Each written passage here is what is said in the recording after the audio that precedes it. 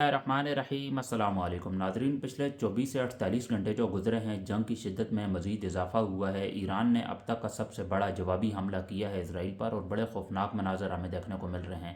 Iran targets کو achieve کر رہا ہے، ٹارگٹس کو ہٹ کر رہا ہے، ان کا پورا انفراسٹرکچر تباہ کر دیا ہے۔ اسرائیل کے اندر اس وقت ہر طرف آگ ہی آگ اور دھواں ہی دھواں ہے۔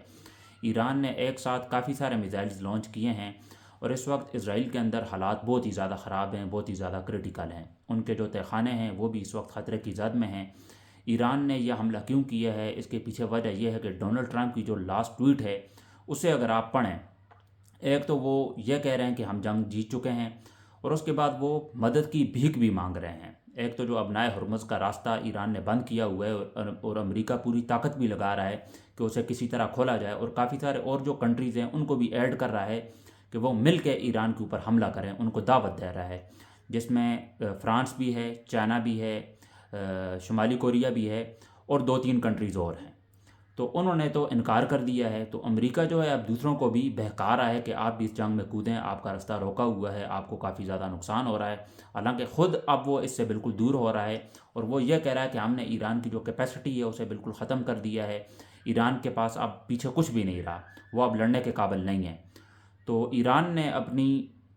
کیپیسٹی دکھائی ہے، یہ ان کا جوابی رد عمل تھا، جس میں انہوں نے اسرائیل کے اوپر سٹرائک کیے ہیں۔ کافی سارے لانچ انہوں نے میزائل جو ہیں ایک ساتھ لانچ کیے ہیں، کافی سارے میزائلز،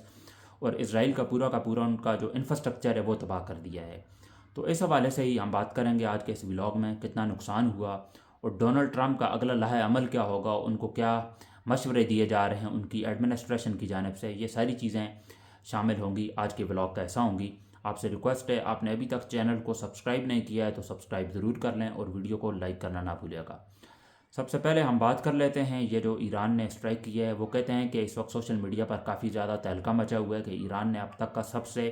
خطرناک جوابی حملہ کیا ہے، اور بڑے خوفناک مناظر ہمیں دیکھنے کو مل رہے ہیں اسرائیل کے۔ ان کا پورا انفراسٹرکچر تباہ کر دیا ہے،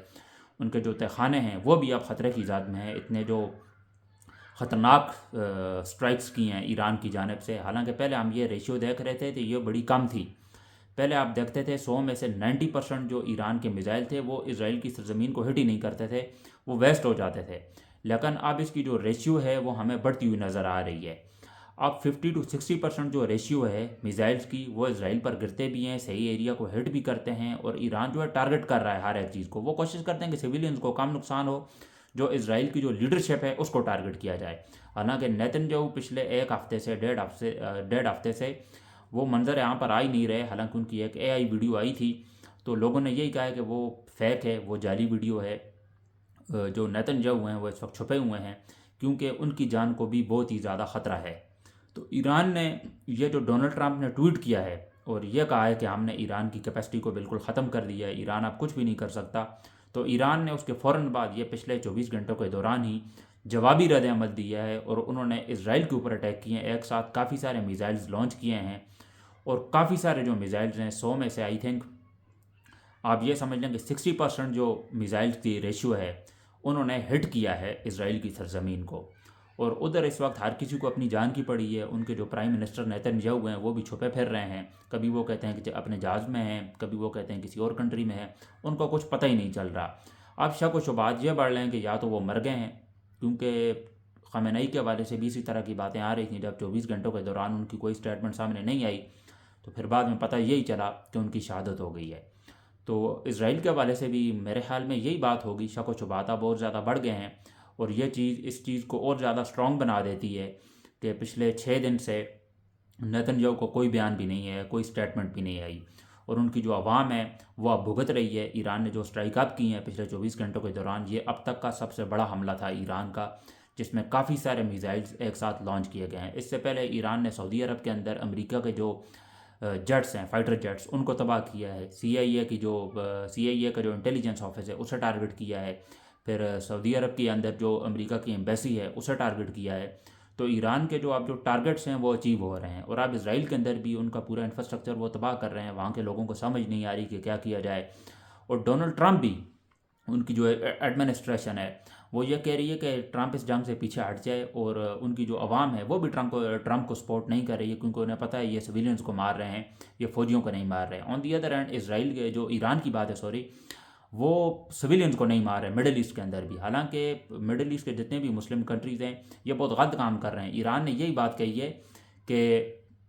آپ جو ہیں ان کے اڈے وہاں سے ہٹائیں، ادروائز ہم حملے کرتے رہیں گے، حالانکہ ایران جو ہے سویلینز کو بالکل بھی کوئی نقصان نہیں پہنچا رہا۔ آن دی ادر ہینڈ امریکہ جو ہے انہوں نے پہلا جو اٹیک ہی کیا تھا وہ ایران کے ایک اسکول کے اوپر کیا، جہاں 300 سے زائد بچیوں کو انہوں نے مار دیا۔ لیکن ایران جو ہے وہ ٹارگٹ کر رہا ہے یو ایس اے کے بیس کو اور جو اسرائیل کی جو لیڈرشپ ہے ان کو، اور ان کو ہی مارنے کی کوشش میں لگا ہوا ہے۔ اور اس کے بعد انہوں نے نعرے بھی لگائے ایران کی فورسز نے، اور انہوں نے اللہ تعالیٰ کا شکر ادا بھی کیا، حالانکہ ان کو کوئی ڈیفینس سسٹم بھی نہیں ہے۔ اور ابنائے ہرمز کو کھولنے کے لیے امریکہ آپ پاؤں سر کی کوشش کر رہا ہے،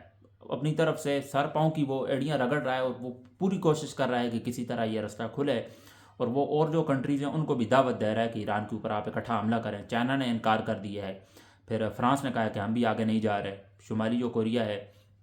انہوں نے بھی کہا ہے کہ ہم نہیں لڑیں گے، ہم تو چاہتے ہیں کیونکہ ٹرمپ نے ہمیں دھوکہ دیا ہے، کیونکہ شمالی کوریا اور ساؤتھ کوریا کے درمیان حالات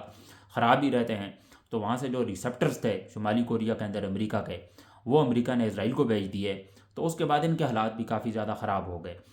تو اب امریکہ جو ہے بھیک مانگ رہا ہے ڈونلڈ ٹرمپ، اسے سمجھ نہیں آ رہی کہ کیا کیا جائے۔ ایک تو ایپسٹین فائل جو ہیں 38,000 بار ڈونلڈ ٹرمپ کا نام آیا ہے اس پر، تو اس سے دھیان ہٹانے کے لیے ٹرمپ نے یہ جنگ شروع کی ہے، اور اپنی طرف سے وہ ہر حربہ استعمال کر رہا ہے کہ کسی طرح ایران کو ہم بیک فٹ پہ لے کے جائیں، نہ رجیم چینج کر پائے ہیں، ان کی جو نئی لیڈرشپ ہے ایران کی، اور ان کی جو عوام ہے وہ اس وقت متحد ہو گئی ہے، بلکہ علی خامنہئی کی شہادت کے بعد تو وہ اور زیادہ ان کے اندر جوش آ گیا ہے، اور پیچھے ہٹنے کا وہ نام ہی نہیں لے رہے، اور یہ کسی نے بھی ایکسپیکٹ نہیں کیا تھا۔ جتنے بھی وسائل تھے ایران کے پاس اور اپنی کیپیسٹی کے مطابق جس طرح وہ رسپونڈ کر رہے ہیں، صرف ایک ایران کھڑا ہے، باقی آپ دیکھ لیں پورا کا پورا جو مڈل ایسٹ ہے یہ سارے کے سارے امریکہ کے حمایتی ہیں، انکلوڈنگ پاکستان کا بھی ایک بہت ہی نیگیٹو کردار رہا ہے، کیونکہ پاکستان یہ دیکھ رہا ہے کہ ایران جو حملے کر رہا ہے مڈل ایسٹ کے اوپر، یہ نہیں دیکھ رہا ہے کہ امریکہ اور جو اسرائیل ہیں وہ دونوں مل کے ایران کے اوپر حملہ کر رہے ہیں، اور انہوں نے بیسز دیے ہوئے ہیں امریکہ کو۔ اس حوالے سے پاکستان کوئی بات بھی نہیں کر رہا، صرف یہ بات کر رہا ہے کہ جو